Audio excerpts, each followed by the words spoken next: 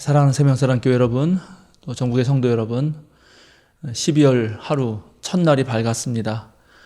마지막 우리 월삭 기도회를 또 여러분과 함께 드리려고 합니다. 조용히 묵상 기도하심으로써 우리의 마음을 하나님 앞으로 모으겠습니다.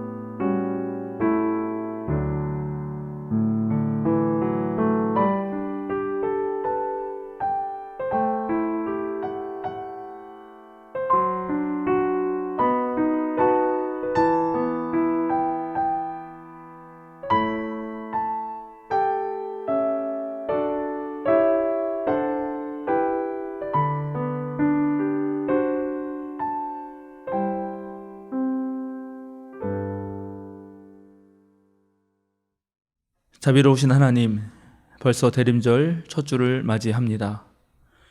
어둠 가득한 세상에 촛불 하나 밝히고 빛으로 오시는 주님을 생각합니다. 우리의 마음은 먼지투성이이고 욕망의 거미줄마저 드리워져 있습니다.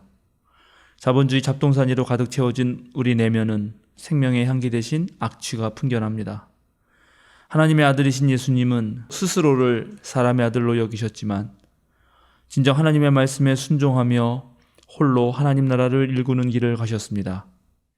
화려한 성탄 장식을 하고 길가의 나무들에는 색색의 전구들이 걸려 있지만 주님은 외롭게 세상의 아픔을 품고 걸어갑니다. 예나 지금이나 좁은 길 걷는 사람들은 너무나 적습니다. 주님, 우리를 일깨워 주소서. 생명의 따뜻한 바람으로 얼어버린 우리 마음을 녹이시고 세상을 비추는 그 밝은 빛으로 우리의 어둠을 밝혀 주소서. 우리의 양심에 주님의 뜨거운 하늘의 불을 붙여주소서. 우리 주 예수 그리스도의 이름으로 기도드립니다. 아멘. 함께 찬송 315장 내 주 되신 주를 참 사랑하고 찬양하시겠습니다.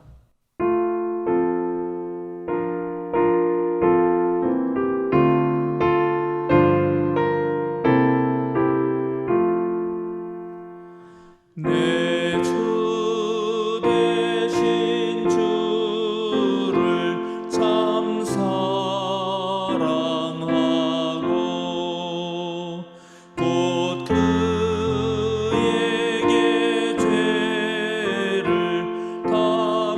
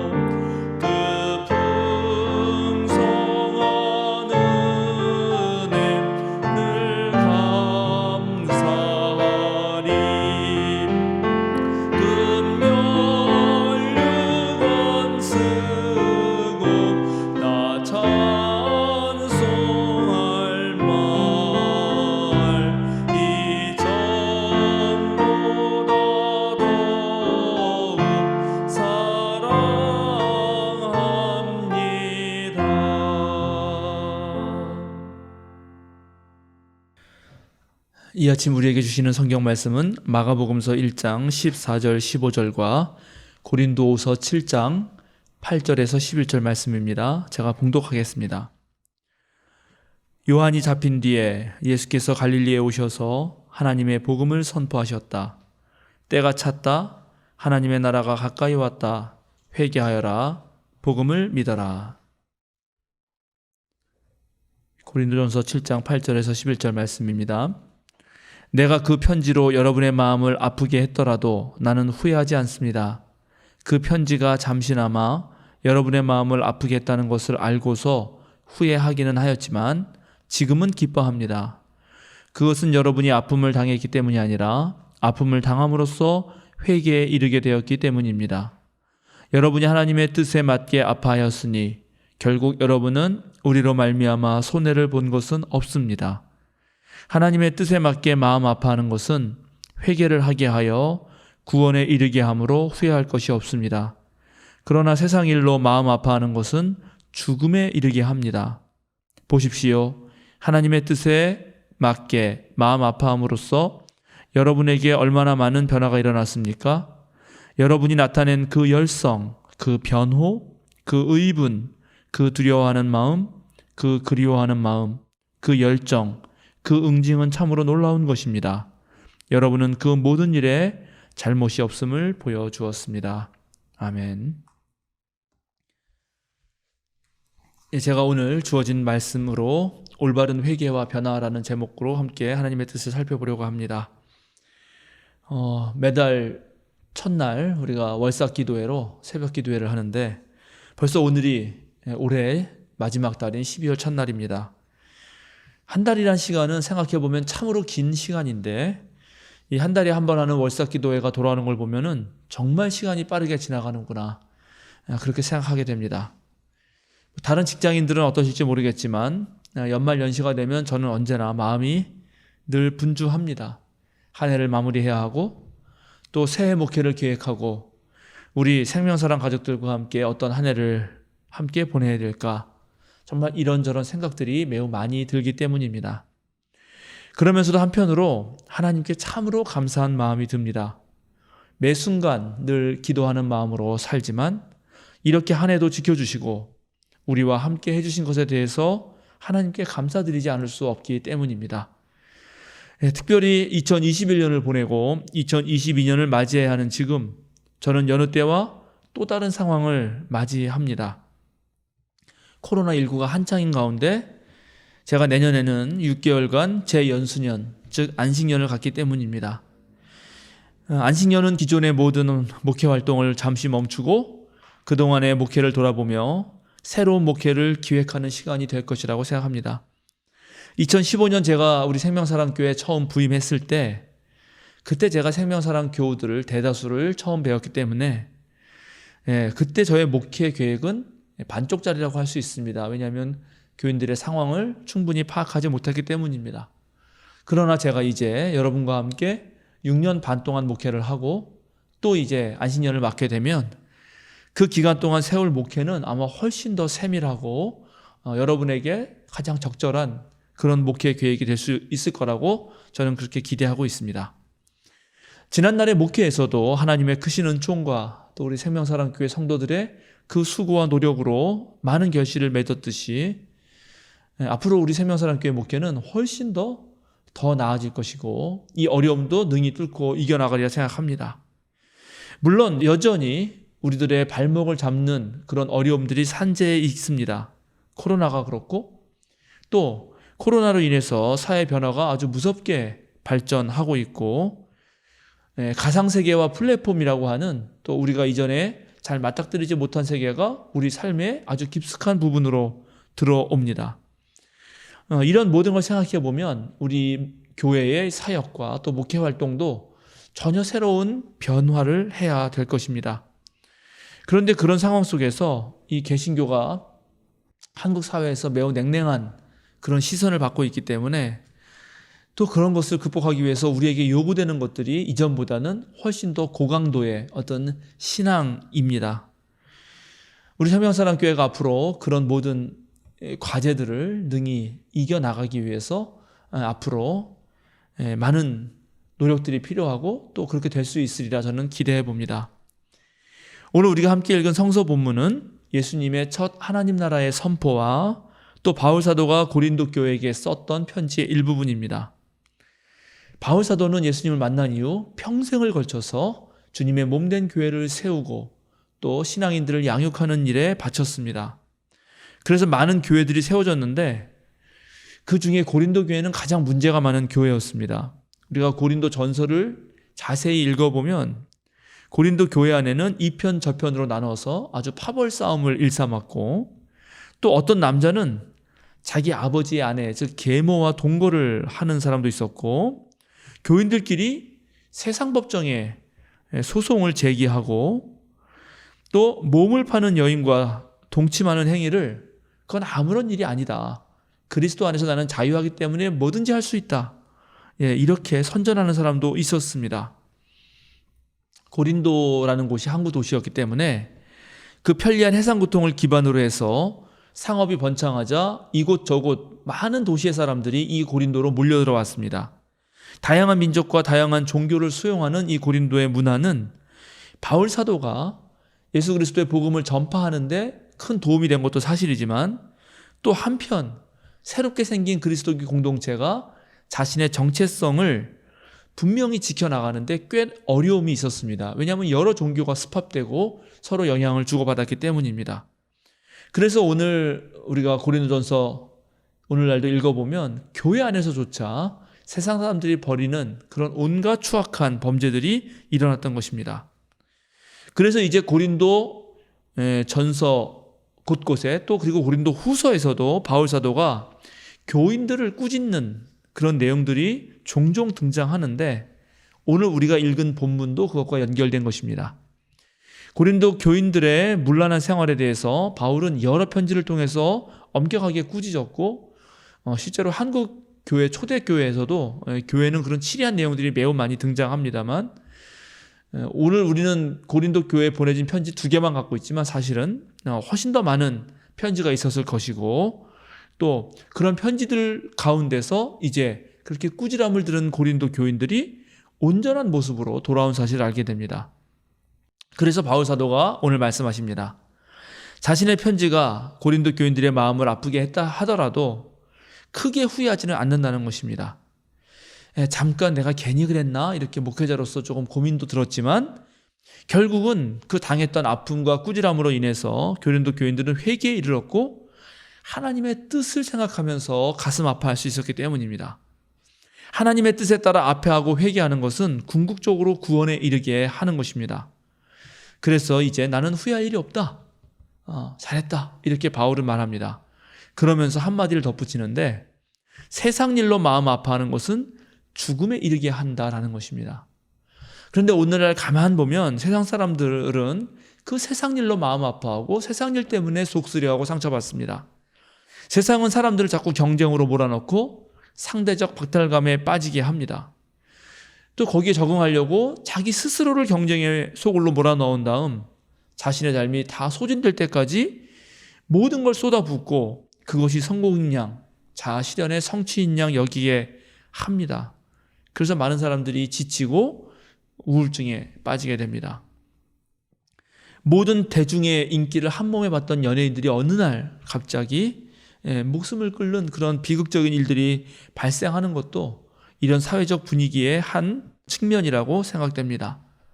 그러나 우리가 하나님의 뜻과 하나님 나라를 향해서 그것을 일구려고 하다가 아파하고 고민하고 애쓰고 수고한다면 그것은 이와는 다릅니다.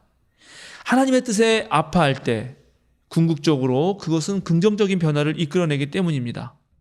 물론 아픔을 당할 때는 잠시 괴롭겠지만 하나님의 뜻으로 아파한다면 결국 그것은 성숙을 위한 아픔이 됩니다. 오늘 고린도 교회에서 그런 변화가 일어났고 바울 사도가 그것이 너무나 고맙고 기뻐서 탄성을 지릅니다. 여러분들이 나타낸 그 열성, 그 변호, 그 의분, 그 두려워하는 마음, 그 그리워하는 마음, 그 열정, 그 응징은 참으로 놀라운 것이었다고 바울 사도는 정말 기뻐합니다. 이 부분을 읽으면서 저는 우리 생명사랑교회 여러분들이 떠올랐습니다. 우리도 지난 세월 동안 많은 변화가 있었기 때문입니다. 예배 공간이 바뀐 것뿐만 아니라 목회 활동에서도 다양한 성서 공부 모임에서도 정말로 우리는 성장하고 성숙해 나갔습니다.